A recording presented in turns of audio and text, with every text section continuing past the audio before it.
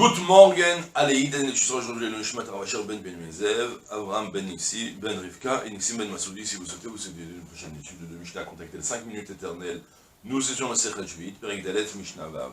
Amzanev Bagefanim, Vakotzes Kanim, Rabbi Yossi Aglili Omer, Yarchik Tefach, Rabbi Akiva Omer, Kotzes Kedarko, Bakardom, Bamagal, ou Bamegera, ou Bechol Ma Sheirze. Ilan Shenifshach, Koshin Oto Bashvit, Lo Sheyale et la Shelo Yosif.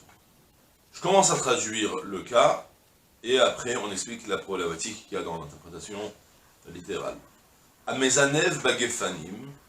Mezanev Bagefanim, c'est-à-dire qu'il a une vigne qui pousse, le Gefen, et il est Mezanev, il coupe les znavot, les queues.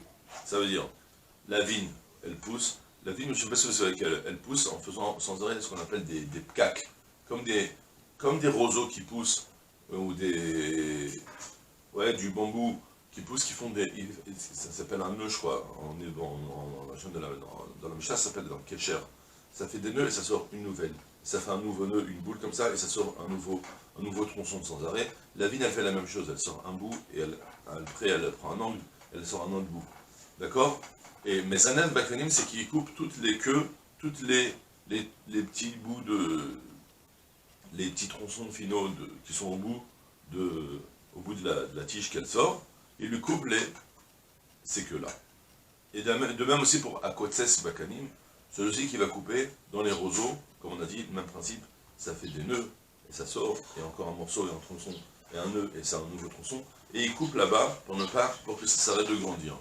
Bien évidemment, lorsqu'il procède de la sorte, il renforce le bas, où il renforce ce qui est poussé, c'est-à-dire au lieu que les futures énergies que la vigne ou que les roseaux vont donner vont être pour faire sortir des nouvelles pousses, ça va être au contraire pour donner soit plus de fruits, soit plus d'épaisseur dans le tronc qui est déjà présent. Donc en théorie, on a un interdit de travail d'arbre. D'accord? La même chose que lorsqu'on élague un arbre, que la Torah nous a dit, Sadechal otizra vecharmecha lotizmor, le zimour, d'être mes amers, les amers d'élaguer un arbre, c'est interdit dans la Torah. Or là, la Mishnah va me le permettre apparemment, c'est la problématique. Rabbi Yossi Aglili Omer, Yarchik Tefar, Rabbi Yossi Omer, Aglili te dit, tu éloignes d'un Tefar, tu as le droit de couper les queues, mais juste tu éloignes du tronc, qui sort de la terre, de la base, tu l'éloignes un Tefar, tu ne coupes pas Hara. Rabbi Akiva Omer, non. Rabbi Akiva me dit, Kotes Kedarko, tu coupes comme tu veux, comme il est d'usage, là où tu veux, et en plus, Bekardom, Bemagal, Bamegera, qui sont trois sortes de couteaux ou de scie. Le cardom, ça c'est une hache, ça c'est le magal, c'est la faux, la Megera, c'est plutôt la scie, ou Bechol Machirte, et avec tout ce que tu veux, tu coupes comme tu veux. Donc on a une problématique dans la Mishnah, c'est que la Mishnah apparemment elle te permet de couper la vigne et de couper les canim, même si tu vas faire une action qui va renforcer l'arbre. Or, quelle est la différence avec l'interdit de délaguer un arbre? C'est la problématique. On revient tout de suite dans une minute. D'abord, j'étudie la suite de la Mishnah parce que c'est nécessaire pour comprendre un principe. Ilan Shenifshach, un arbre qui s'est coupé en deux, il s'est scié, il a commencé à se couper en deux, en se scinder en deux, et quoi? La Mishnah me dit, Koché une auto-bashvit, tu as le droit de l'attacher pendant la jvit, lo sheyale, pas pour qu'il se recolle, parce que là tu es en train de travailler l'arbre, et là chez lo Yosif, mais juste pour qu'il ne rajoute pas à continuer à se scinder en deux, qu'il ne se rajoute pas, c'est-à-dire, en fait, l'arbre, quand il vient se couper, en théorie, la meilleure solution, c'est de le recoller, de le fixer bien, et il y a des techniques pour ça, que ça va produire de la sève, de la colle, et ça va se reprendre en mars, et ça va repartir. Là, Shabbat, en Juvit, tu n'as pas le droit de faire ce travail en vue de renforcer, que l'arbre se recolle. Tu es en train de travailler un arbre qui est mauvais, tu vas le transformer, qui va être mieux. Par contre, tu as le droit de faire en sorte, tu as le droit de travailler l'arbre pour qu'il ne va pas rajouter, qu'il ne va pas se scinder encore plus. Concrètement, je ne sais pas si c'est deux manières de procéder, ou si on est juste en train de t'apprendre quelle est l'intention que tu dois avoir, je ne sais pas. Je n'ai pas vérifié ça non plus. parce que c'est deux manières de procéder, c'est pas précisé, je vois nulle part qu'il y ait quelqu'un qui a parlé de ça.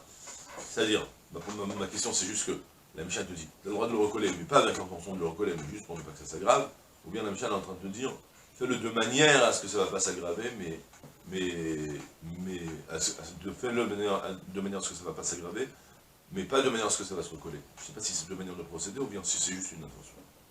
En tout cas, ce qui m'intéresse ici, c'est qu'il y a un yesod de très important qui sort. J'ai le droit de faire en sorte, j'ai pas le droit de faire un travail pour améliorer ce qui est déjà là. Mais j'ai le droit de faire un travail pour éviter qu'il va se détériorer à la suite. Là, c'est une donnée très importante pour répondre à la problématique en numéro. Je reviens sur le cas maintenant du début de la Mishnah. La Mishnah m'a dit les queues des vignes et aussi les roseaux, tu veux les couper pour qu'ils ne poussent pas plus. Alors, il y a Rabbi aussi, Aglili, qui te dit, c'est comme toutes les règles, on parle, c'est sûr qu'on est en train de parler que tu as une intention pour l'arbre, pour récupérer les bois ou les têtes de vigne, parce que tu en as besoin. Notre problématique, elle était que malgré tout, même quand tu as besoin du bois, tu n'as pas le droit de faire un travail pour améliorer l'arbre. Et donc, comment ça se fait que c'était permis? Donc, après, lui aussi, Aglili, lui, c'est sûr, c'est permis parce que tant que tu ne le fais pas à ras du sol, c'est pas un bon travail pour l'arbre, apparemment, ou même ça, c'est délicat. Mais en tout cas, si tu voulais en tout cas le faire pour bien améliorer l'arbre qui va repousser de plus belle, il fallait le couper au ras du sol, comme ça c'est l'usage, et ça laisser un téphare, alors c'est plus d'intérêt pour l'arbre plutôt, mais plus tu nous prouves que tu as l'intention de prendre l'arbre pour en profiter, sans préparer le terrain à autre chose. Ça c'est de prévu aussi. Maintenant, Rabbi Akiva qui a permis, alors là, c'était la problématique. Sur ça, on a le pirouge du Mishnah Rishona, qui fait un rapport avec la Mishnah d'ensuite, et qui te dit qu'en réalité, c'est vrai que j'ai pas le droit de faire un travail qui va renforcer l'arbre, mais j'ai le droit de faire en sorte que mon arbre ne va pas plus pousser. D'accord? Et en fait, toujours on parle que tu as une intention pour l'arbre, hein. Tu as toujours l'intention pour les bois, pas pour améliorer l'arbre. Mais malgré tout, lorsque tu as une intention pour les bois et que ça renforce la partie qui est présente, alors là ça devient interdit. Mais lorsque tu vas prendre la partie de l'arbre qui est censée pousser, et que à la longue, quand ça va pousser, ça va d'autant plus affaiblir l'arbre, et tu veux supprimer juste que l'arbre, il ne va pas prendre des proportions anormales. C'est pas un problème d'intention pour renforcer le présent, c'est juste pour faire plutôt prévoir qu'à l'avenir, l'arbre, il ne va pas devenir, tellement qu'il va produire des branchages de partout, qui va devenir trop faible. Donc tu veux juste éviter qu'il va se détériorer à la longue. T'es pas en train. C'est juste un problème d'intention, concrètement.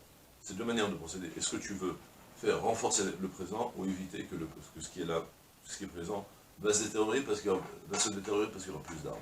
C'est ici, ça se joue sur ça. D'accord? Voilà. C'est la Mishnah telle qu'elle.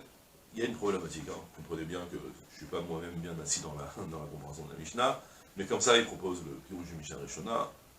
Tiferet Israël, il joue encore sur d'autres notions que j'ai pas tellement compris sa finesse. Voilà. C'est tout pour aujourd'hui. Je vous souhaite une pleine de Aslacha Kol Tov.